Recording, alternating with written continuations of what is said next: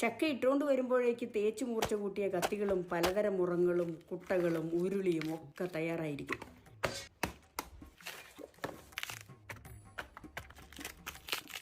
പല പ്രായക്കാരൊന്നിച്ചായിരുന്നു പണി. ഇടയ്ക്ക് പാട്ട്, കടങ്കഥ, പഴഞ്ചൊല്ല്, അക്ഷരശ്ലോകം എന്നു വേണ്ട ചക്കപ്പണികൾ തീരുമ്പോഴേക്കും ഒരു സാംസ്കാരിക പരിപാടി ആസ്വദിച്ച സുഖമായിരുന്നു.